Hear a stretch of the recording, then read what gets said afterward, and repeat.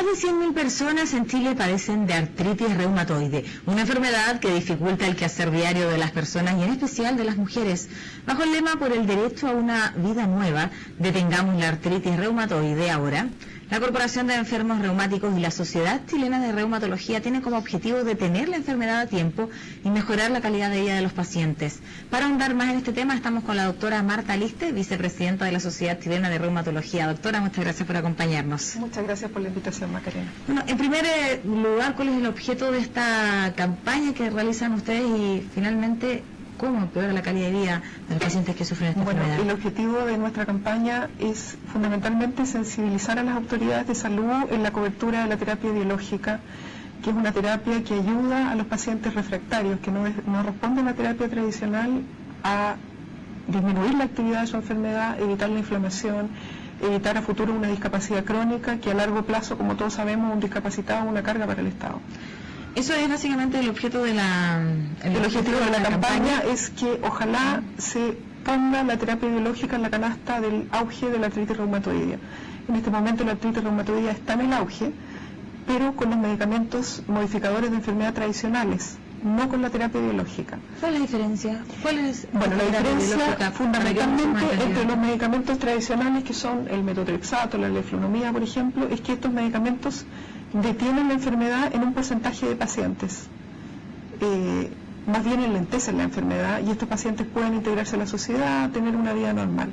Pero hay un porcentaje de pacientes que, de acuerdo a la literatura, fluctúa entre un 20 al 30% que no responden a la terapia con medicamentos tradicionales y requieren esta terapia biológica, que es una terapia más específica. ¿Es más cara? Es bastante más cara. Puede costar entre 700.000 pesos y 1 millón de pesos mensuales. Costo que para una familia tradicional chilena es imposible de pagar, y que creemos que debemos ser un país solidario y solventar esa terapia en los pacientes que lo requieren, que son alrededor de un 20% de los pacientes artríticos. Doctora, comencemos por lo más básico. ¿Cómo se define esta artritis? ¿A qué edad se puede empezar a manifestar? ¿Afecta mayormente a mujeres? Lo decía en la introducción, pero de igual manera a los hombres.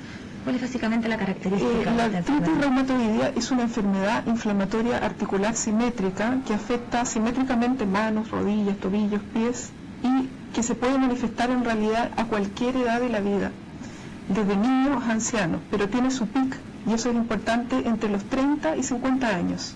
Es muy frecuente en mujeres. Se sabe que 3 mujeres por un hombre son afectados.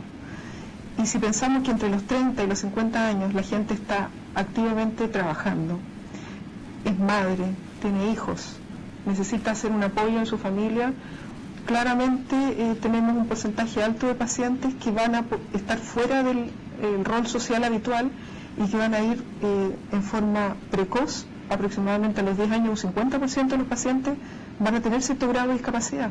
Doctora, ¿por qué se presenta? ¿Por qué se desarrolla esta enfermedad?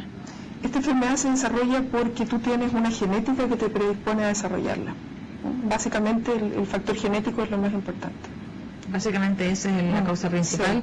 Sí. ¿Cómo empezamos a detectar que estamos ante la presencia de esta enfermedad para poder, en este caso, diagnosticarla a tiempo? La detección precoz es un punto, Macarena, muy importante. Se sabe que si tú detectas esta enfermedad, ojalá en los primeros meses o en el primer año, el pronóstico de estos pacientes mejora bastante. Porque el mayor daño que produce la enfermedad se ha visto por los trabajos y por toda la investigación que existe, se produce en los 2 primeros años. Se produce un daño estructural que, si tú no lo paras a tiempo, es después irreversible. Entonces, este daño es importante detectarlo a nivel de atención primaria. Es importante capacitar al médico de atención primaria para que derive a estos pacientes a tiempo al tratamiento del especialista. La artritis reumatoidea es una enfermedad que requiere de tratamiento y evaluación a tiempo por un reumatólogo. Así que es muy importante la visión del médico general. Todo paciente que empieza a presentar inflamación de articulaciones que no es secundaria a un traumatismo. Y que lo va a sentir con dolor. Y que lo va a sentir con dolor y que va a amanecer rígido por las mañanas. Esta rigidez le va a impedir levantarse, le va a impedir tomar la taza del té, cepillarse los dientes, la actividad habitual. Es importante que el médico de atención primaria no se quede con ese paciente en el consultorio y le empiece a dar antiinflamatorio. Es importante que lo derive tiempo a la atención secundaria. Doctora, yo no sé si usted conoce la realidad de otros países y saber cómo está Chile en la evolución de esta enfermedad, pero además la quiero invitar a saber cuánto cuesta en nuestro país tener esta enfermedad? ¿Es muy caro, muy costoso? La verdad es que el costo para el paciente es bastante alto, porque si tú piensas que un paciente que trabaja empieza a tener licencia, que su sistema de salud le empieza a rechazar y no le paga. Los medicamentos tradicionales teóricamente están cubiertos por el auge, pero todos sabemos que las prestaciones GES en los hospitales públicos no necesariamente son perfectas, y muchas veces el medicamento que está tomando el paciente se acaba y el paciente tiene que comprarlo. El paciente deja de cumplir los roles habituales en la casa, tiene que pedirle ayuda a sus hijos o tiene que contratar a una persona para que lo ayude. En fin, muchos pacientes reumáticos pierden su trabajo. Lamentablemente, como los derechos laborales en nuestro país no son respetados, después que vuelven a recuperarse de una crisis artrítica pierden su trabajo. Entonces afecta económicamente a la sociedad, al paciente y a su familia. Pensamos, usted lo acaba de mencionar, que hay una disposición genética importante, ¿cierto?, para poder desarrollar esta enfermedad, pero ¿hay alguna forma de evitarla? ¿Tiene que ver también con los hábitos de salud, de ejercicio? ¿Hay alguna forma de poder prevenir una vez que se desencadena la enfermedad, no tienes cómo... Ya nos acompaña toda la vida, pero lo más importante es que si bien es una enfermedad crónica, el pronóstico de estos pacientes mejora mucho si tú los tratas en los primeros años, ojalá en el primer año de enfermedad. Si tú logras pesquisar a un paciente en los primeros meses o el primer año, su pronóstico cambia radicalmente. ¿Se puede vivir con la artritis tranquilamente? Se puede vivir con la artritis tranquilamente y tú puedes vivir una vida casi normal. Obviamente los pacientes que tienen trabajos de esfuerzo, un paciente que carga en la vega, por ejemplo, que es cargador de la vega y que tiene una artritis reumatoidea grave, evidentemente ese trabajo agrava su enfermedad. Y ese es un problema importante, que los pacientes que tienen trabajos de mayor esfuerzo, que son los pacientes más pobres, tienen artritis de peor pronóstico, más grave, y es como un círculo, un problema del acceso también. Un círculo vicioso, claro. Un círculo vicioso. El paciente tiene menos acceso a la salud, tiene un trabajo que le demanda más esfuerzo, sobrecarga más sus articulaciones, tiene peor pronóstico. Doctora, finalizamos con esto. ¿Cuál es el llamado entonces que ustedes realizan a la autoridad precisamente para poder no hacer de un problema una enfermedad como la artritis?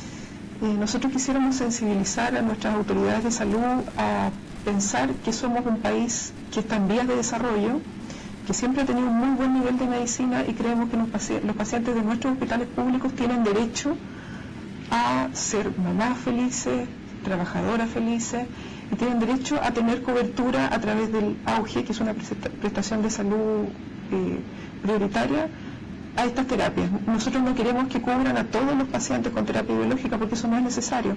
Son solamente un 20% de los pacientes los que requieren esta terapia, y queremos que de alguna manera ellos puedan tener acceso a una mejor calidad de vida, porque creo que somos un país que realmente lo puede hacer.